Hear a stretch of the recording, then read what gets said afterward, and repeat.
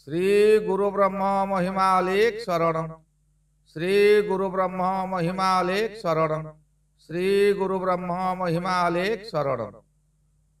गुरु कृपा YouTube channel तरफरु मु ज्योतिष और वास्तुशास्त्री श्री अपर्ति महारणा हार्दिक अभिनंदन जनाई आरंभ करने को जाऊँगी।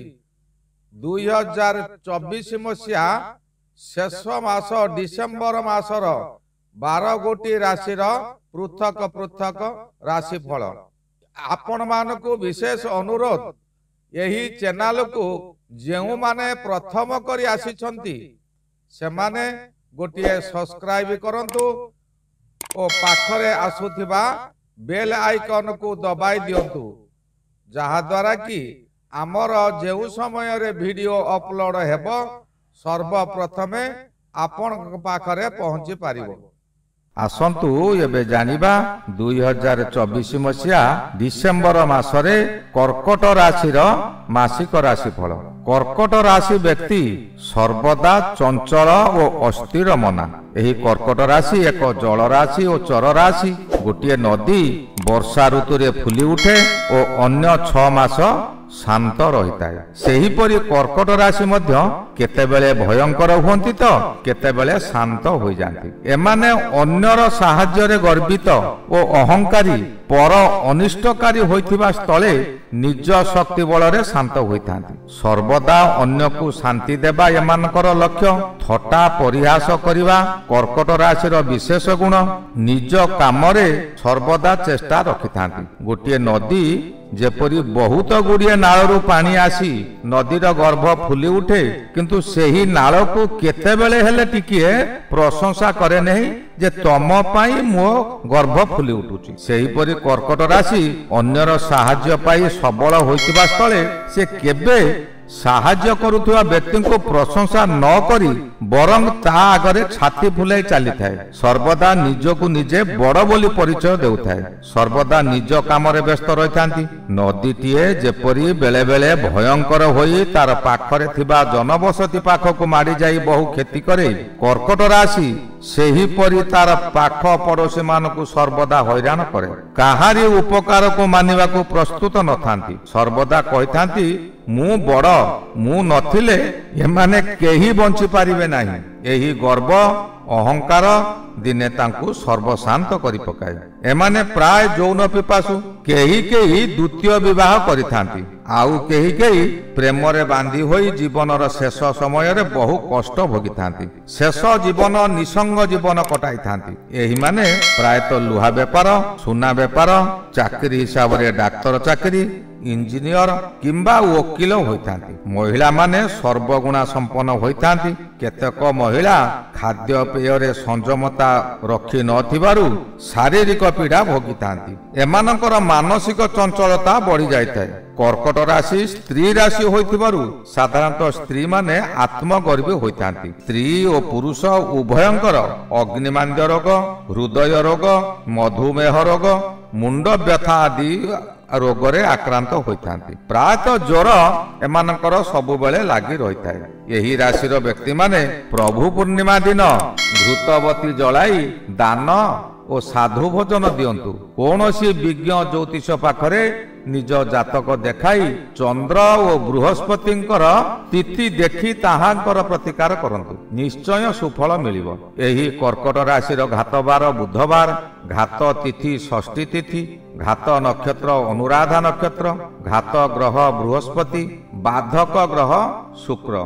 कर्कट राशि पक्षे रवि मासर प्रथमार्धरे पंचम और द्वितीयार्धरे षष्ठ होई मास सारा शुभ फल देवे। आपण बहु कार्य हाथ दे सफलता पाई परिबे। नूतन कार्य किंबा नूतन आय आसीबार बाट आपण खोली जीवो। पूर्वरु कोर्ट कचेरी रे जो केस चली से केस रो तारीख घुंची जीव। आपण अपवादरू मुक्ति पाई जिवे। कोनोसी सांग किंबा बंधु आपण गुण को चतुर्दिगरे प्रकाश करी ଆପଣଙ୍କୁ ସିଂହାସନରେ ବସାଇ ଦେଇପାରେ। ପୂର୍ବରୁ ଲାଗିଥିବା ଗଣ୍ଡଗୋଳରୁ କିପରି ସବୁଦିନ ସକାଶେ ମୁକ୍ତି ମିଳିବ ସେ ବାଟ ମଧ୍ୟ ଆପଣଙ୍କର ଖୋଲିଯିବ। ଡିସେମ୍ବର 16 ତାରିଖ ଠାରୁ ରବି ଗ୍ରହ ଷଷ୍ଠକୁ ଗୋଚର ଭ୍ରମଣ କରିବେ। ଷଷ୍ଠ ରବି ବରଦାନ ସଦୃଶ ଫଳ ଦିଅନ୍ତି। ଏହି ସମୟରେ ଖାଲି ଶୁଭ ହିଁ ଶୁଭ ମିଳିବ। ଷଷ୍ଠ ଗୃହକୁ ରୋଗ ଋଣ ଆଦି ବିଚାର କରାଯାଏ। ଏଥି ପୂର୍ବରୁ ଲାଗି ରହିଥିବା ସ୍ୱାସ୍ଥ୍ୟ ସମସ୍ୟା ମାନ ତୁଟିଯିବ। ଶରୀର ସୁସ୍ଥ ରହିବ। ପରିବାର ମଧ୍ୟରେ ପ୍ରାୟତଃ ସମସ୍ତେ ସୁସ୍ଥ ରହିବେ। ଅଜା କିମ୍ବା ସେଇ ମାମୁଁ ଘର ଠାରୁ ସ୍ନେହ ଆଶୀର୍ବାଦ ମିଳିବ। ଆପଣଙ୍କ ଶତ୍ରୁମାନେ ଆପଣଙ୍କୁ ବହୁ ହଇରାଣ ହରକତ କରୁଥିଲେ, ଏବେ ଜୋକ ମୁହଁରେ ଲୁଣ ଦେଲା ପରି ହୋଇ ରହିବେ। ଆପଣଙ୍କ ବିରୁଦ୍ଧରେ ଯେତେ ଯେଉଁଠାରେ ଖଚ ମିଛ କହି ଆପଣଙ୍କୁ ଅପମାନ ଓ ଅପଦସ୍ଥ କରିଥିଲେ ସେମାନେ ଏହି ସମୟରେ ଧରା ପଡ଼ିଯିବେ। ଆପଣ ପ୍ରକୃତ ଶତ୍ରୁ କିଏ ପ୍ରକୃତ ମିତ୍ର କିଏ ଭଲ ଭାବରେ ଜାଣିପାରିବେ। ବ୍ୟବସାୟରେ ନୂତନ ସଂସ୍ଥା ଖୋଲି ଅଧିକ ଦୃଢ଼ କରିପାରିବେ। ପୂର୍ବରୁ ଯାହା ଆୟ କରୁଥିଲେ ତାହା ଆପଣଙ୍କର ଆବଶ୍ୟକ ପୂରଣ ହେଉନଥିଲା, ତେଣୁ ବାଧ୍ୟ ହୋଇ ଆପଣ ଋଣ କରୁଥିଲେ, ଋଣ ଚିନ୍ତାରେ ଥିଲେ। ଏହି ସମୟରେ ତାହା ପରିଶୋଧ କରି କିଛି ସଞ୍ଚୟ ମଧ୍ୟ କରିପାରିବେ। ଯେଉଁମାନେ ଘୃଣା ଚକ୍ଷୁରେ ଆପଣଙ୍କୁ ଦେଖୁଥିଲେ ସେମାନେ ଆପଣଙ୍କ ବ୍ୟବସାୟ ଦେଖି ଚକିତ ହୋଇଯିବେ। ଆପଣଙ୍କ ସହିତ ମିଶିବାକୁ ଚେଷ୍ଟା କରିବେ। ଆପଣ ସମ୍ମାନର ସହିତ ସେମାନଙ୍କୁ ନିଜର ବନ୍ଧୁ କରି ନିଅନ୍ତୁ, ବ୍ୟବସାୟରେ କିନ୍ତୁ ମିଶାନ୍ତୁ ନାହିଁ। ଏହି ସମୟରେ ବିବାହର ସୁଖ ମିଳିପାରେ। ଷଷ୍ଠ ଗୃହ ଜାୟା ଗୃହର ଦ୍ୱାଦଶ ତଥା ଶଯ୍ୟା ଗୃହ ହୋଇଥିବାରୁ ସ୍ତ୍ରୀ ସୁଖରେ ଆନନ୍ଦିତ ହୋଇ ଉତ୍ତମ ଶଯ୍ୟା ସୁଖ ମିଳିବ। ରାତ୍ରିରେ ସୁନିଦ୍ରା ହେବ। ଅବିବାହିତ ମାନଙ୍କ ପକ୍ଷେ ବିବାହ ପ୍ରସ୍ତାବ ଆସି ବିବାହ ହୋଇଯାଇପାରେ। ଷଷ୍ଠ ଗୃହରେ ରବି ରହିଥିବାରୁ ସନ୍ତାନ ସୁଖ କିନ୍ତୁ ମିଳି ନପାରେ। ଭାତୃକାରକ ଗ୍ରହ କେତୁ ତୃତୀୟରେ ରହି ଆପଣଙ୍କୁ ଭାତୃ ସୁଖ ପ୍ରଦାନ କରିବ। ଭାଇମାନେ ଆପଣଙ୍କୁ ସାହାଯ୍ୟ କରିବେ। ପ୍ରତ୍ୟେକ କାର୍ଯ୍ୟରେ ସେମାନେ ସହଯୋଗର ହାତ ବଢାଇବେ। ଦେବଗୁରୁ ବୃହସ୍ପତି ଏକାଦଶ ତଥା ଆୟ ଗୃହରେ ରହି ଆପଣଙ୍କୁ ସାହାଯ୍ୟ କରିବେ। ଏକାଦଶ ଗୃହରୁ ବ୍ୟକ୍ତିର ଆୟ କିପରି ହୁଏ ତାହା ଜଣାଯାଏ। ପ୍ରାୟତଃ ପ୍ରତ୍ୟେକ ଗ୍ରହ ଏକାଦଶରେ ରହିଲେ ଶୁଭ ଫଳ ମିଳେ। ବୃହସ୍ପତି ଏକାଦଶରେ ରହି ଅଧିକ ଶୁଭ ଫଳ ଦେବେ। ଏହି ସମୟରେ ମନୁଷ୍ୟ ପୂର୍ବରୁ ଯେତେ କଷ୍ଟରେ ଥିଲେ ମଧ୍ୟ ଏବେ ଭଲରେ ରହିବେ। ଏହି ବୃହସ୍ପତି ଗୋଚର ସମୟରେ ଆପଣଙ୍କର ହେଉନଥିବା କାର୍ଯ୍ୟମାନ ସୁରୁଖୁରୁରେ ହୋଇଯିବ। ହଠାତ୍ ଅର୍ଥ ଚିନ୍ତା ଆପଣଙ୍କର ଦୂର ହେବ। ମନ ଦୁଃଖରେ ଥିବେ କିନ୍ତୁ ଅର୍ଥ ମିଳିଯିବ। ଆପଣଙ୍କର ଯେଉଁମାନେ ପୂର୍ବରୁ ଶତ୍ରୁ ଥିଲେ ଆପଣଙ୍କୁ ଦେଖି ସେମାନେ ଭୟଭୀତ ହୋଇଯିବେ। ଗୃହରେ ମାଙ୍ଗଳିକ କାର୍ଯ୍ୟକ୍ରମ ତଥା ପୁତ୍ର କନ୍ୟାଙ୍କର ବିବାହ ଉତ୍ସବ ମଧ୍ୟ ହୋଇପାରେ। ଏହି ସମୟରେ ଧର୍ମାନୁଷ୍ଠାନ ମଧ୍ୟ ଗୃହରେ କରିପାରନ୍ତି। ତଥାପି ଦୁଷ୍ଟ ଗ୍ରହଙ୍କର ପ୍ରଭାବ ପଡ଼ିବ ହିଁ ପଡ଼ିବ। ଦୁଷ୍ଟ ଗ୍ରହମାନେ ଆପଣଙ୍କୁ ବହୁ କାର୍ଯ୍ୟରେ ବାଧା ଦେଇପାରନ୍ତି। ଆପଣ ସତର୍କ ରୁହନ୍ତୁ, ସତ୍ ମାର୍ଗରେ ରୁହନ୍ତୁ। ଦୁଷ୍ଟ ଗ୍ରହ ମଧ୍ୟ ଆପଣଙ୍କୁ ହଇରାଣ କରିପାରିବେ ନାହିଁ। ରାହୁ ନବମରେ ଥାଇ ଅଶୁଭ ଫଳ ଦେବେ। ଆପଣ ଧର୍ମ କାର୍ଯ୍ୟ କରିବାକୁ ଚେଷ୍ଟା କରିବେ କିନ୍ତୁ ସେ ଧର୍ମ ନଷ୍ଟ କରିବାକୁ ଚେଷ୍ଟା କରିବ। ଜନ୍ମରେ ମଙ୍ଗଳ ରହି ଅଶୁଭ ଫଳ ମାନ ଦିଆ କରାଇବେ। ଶୁକ୍ର ସପ୍ତମ ତଥା ଜାୟା ଗୃହରେ ରହିଥିବାରୁ ଆପଣଙ୍କର ଜାୟା ସୁଖରେ ମଧ୍ୟ ବିଭ୍ରାଟ ହେବ। ବୁଧ ଯିଏକି ବାଣୀ ଗ୍ରହ, ମନୁଷ୍ୟର ବାକ୍ ଶକ୍ତି, ସିଏ ଅଶୁଭ ଥିବାରୁ ଅନ୍ୟ ଜଣଙ୍କ ସହିତ ଆପଣ କଥା କହିବାର ଶୈଳୀ ଭୁଲ ହେଇଯିବ। ଏବେ ବୁଧ ପଞ୍ଚମରେ ଆପଣ ମନୁଷ୍ୟ ମାନଙ୍କ ସହ ଏପରି କଥା କହିବେ ଯେ ଭଲ ମଣିଷ ଆପଣଙ୍କ ଉପରେ ରାଗିଯିବେ। ଏପରିକି ନିଜ ସ୍ତ୍ରୀ ମଧ୍ୟ ଆପଣଙ୍କ ଉପରେ ଅସନ୍ତୁଷ୍ଟ ରହିବେ। ସନ୍ତାନ ମାନେ ଆପଣଙ୍କର ବ୍ୟବହାରରେ ଆପଣଙ୍କ ଠାରୁ ଦୂରେଇ ଯିବେ।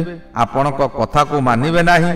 ଆପଣ ରାହୁ ପରି ଶାସନ କରିବାକୁ ଚାହିଁବେ, ଫଳରେ ଆହୁରି ଅଶାନ୍ତି ବଢିଯିବ। ମଥା ବିଚଳିତ ହେବ। ଅତ୍ୟଧିକ କ୍ରୋଧାନ୍ୱିତ ହୋଇ ହିତାହିତ ଜ୍ଞାନ ଭୁଲିଯିବେ। ଘରେ ବାହାରେ ଅଫିସ ଯେଉଁଠାରେ ହେଉ କିମ୍ବା ବ୍ୟବସାୟ କ୍ଷେତ୍ରରେ ହେଉ ଖାଲି କଳହ ହେବ, କାରଣ ଆପଣଙ୍କର କଥା ଗୁଡ଼ିକ ଗୁଳି ପରି ହେବ। କାହାରି ସହିତ ଭଲରେ କଥାବାର୍ତ୍ତା କରିପାରିବେ ନାହିଁ। ଯାହାକୁ ଯାହା କହିବେ ତହିଁରେ ଆପଣ ଭୁଲରେ ପ୍ରମାଣିତ ହେବେ। ଏହି କଥାକୁ ଚିନ୍ତା କରି କରି ଆପଣଙ୍କର ମଥା ଘୁରାଇ ଦେବ। ଏହି ସମୟରେ ରାସ୍ତା ଦୁର୍ଘଟଣାକୁ ଏଡ଼ାଇ ଦେଇ ହେବ ନାହିଁ। ଶରୀର ଦିନକୁ ଦିନ ଅସୁସ୍ଥ ହୋଇ ପଡ଼ିବ। ଜ୍ୱର ରୋଗରେ ଆକ୍ରାନ୍ତ ହୋଇ ଯେତେବେଳେ ଶଯ୍ୟାରେ ପଡ଼ି ରହିବେ ସେତେବେଳେ ଖାଲି କହି ବୁଲିବେ, ହେ ପ୍ରଭୁ ରକ୍ଷା କର। ଆପଣଙ୍କର କଷ୍ଟ ଦେଖି ସ୍ୱାମୀ କିମ୍ବା ସ୍ତ୍ରୀ ଯିଏ ଭୋଗୁଥିବେ, ତାଙ୍କର ସ୍ତ୍ରୀ ହୋଇଥିଲେ ସ୍ୱାମୀ ଓ ସ୍ୱାମୀ ହୋଇଥିଲେ ସ୍ତ୍ରୀ, ସେ କଷ୍ଟ ଦେଖି ପରସ୍ପର ନିକଟତର ହେବାକୁ ଚାହିଁବେ କିମ୍ବା ଅନ୍ୟ ଜଣଙ୍କର ଦୁଃଖରେ ଦୁଃଖୀ ହେବାକୁ ଚାହିଁବେ। ସେ ସମୟରେ ଶୁକ୍ର ଗ୍ରହ କିନ୍ତୁ ତାହାକୁ ବାଧା ଦେଇଦେବେ, କାହିଁକିନା ଶୁକ୍ର ସପ୍ତମରେ ଅଛନ୍ତି ଜାୟା ଗୃହରେ। ସାମାନ୍ୟ କଥାରୁ ବଡ଼ ଇସ୍ୟୁ ହୋଇ ସ୍ୱାମୀ ସ୍ତ୍ରୀଙ୍କ ମଧ୍ୟରେ ମନାନ୍ତର ହୋଇ ବିଚ୍ଛେଦ ପର୍ଯ୍ୟନ୍ତ କଥା ଯାଇପାରେ। ଏହି ସବୁ ବିପଦରୁ ଉଦ୍ଧାର ପାଇବା ସକାଶେ ଏକମାତ୍ର ଉପାୟ, ମନକୁ ଆପଣ ଶାନ୍ତ ରଖନ୍ତୁ, ପ୍ରଭୁଙ୍କ ନିକଟରେ ନିଜକୁ ସମର୍ପଣ କରିଦିଅନ୍ତୁ, ତେବେ ଯାଇ ମନ ଶାନ୍ତ ରହିବ। ମନ ଏକ ଚଞ୍ଚଳ, ମନର ଚଞ୍ଚଳତାକୁ ସ୍ଥିର କରିବା କଠିନ ବ୍ୟାପାର। ଆପଣ ପ୍ରଭୁଙ୍କ ଉପରେ ମନ ଦିଅନ୍ତୁ, ପ୍ରଭୁଙ୍କୁ ଧ୍ୟାନ କରନ୍ତୁ, ପ୍ରଭୁଙ୍କର ଶରଣ ଯାଆନ୍ତୁ, ଯାହା କରୁଛନ୍ତି ସବୁ ପ୍ରଭୁଙ୍କୁ ସମର୍ପି ଦିଅନ୍ତୁ। ତାହା ଦ୍ୱାରା ଆପଣ ଅଶୁଭ କର୍ମ କରିବା ପୂର୍ବରୁ କିମ୍ବା କାହାକୁ କ'ଣ କହିବା ପୂର୍ବରୁ ଆପଣ ଜାଣିଯିବେ ଯେ ଏଇ କଥାଟି ଖରାପ, ମୁଁ ତାଙ୍କୁ କହିବି ନାହିଁ। ଆହୁରି ମଧ୍ୟ ଆମର ଏହି ଚ୍ୟାନେଲରେ ଦିଆଯାଇଥିବା ସର୍ବାରିଷ୍ଟ ଖଣ୍ଡନ ପାଠ କରନ୍ତୁ। ଯଦି ସମୟ ନ ମିଳୁଛି ଗୃହ ମଧ୍ୟରେ ବଜାନ୍ତୁ ଖାଲି, ଧୀରେ ଧୀରେ ଏ ସମସ୍ତ ଦୁଃଖ କଷ୍ଟ ଦୂର ହୋଇଯିବ। ଆଜି ମୁଁ ଏଇଠାରେ ରହିଲି। ଏହାର ପରବର୍ତ୍ତୀ ରାଶି ସିଂହ ରାଶି ବିଷୟରେ ଆଗାମୀ ଅଧ୍ୟାୟରେ ଆଲୋଚନା କରିବା। ଶ୍ରୀ ଗୁରୁ ମହିମା ଅଲେଖ ଶରଣ, ଶ୍ରୀ ଗୁରୁ ମହିମା ଅଲେଖ ଶରଣ, ଶ୍ରୀ ଗୁରୁ ମହିମା ଅଲେଖ ଶରଣ।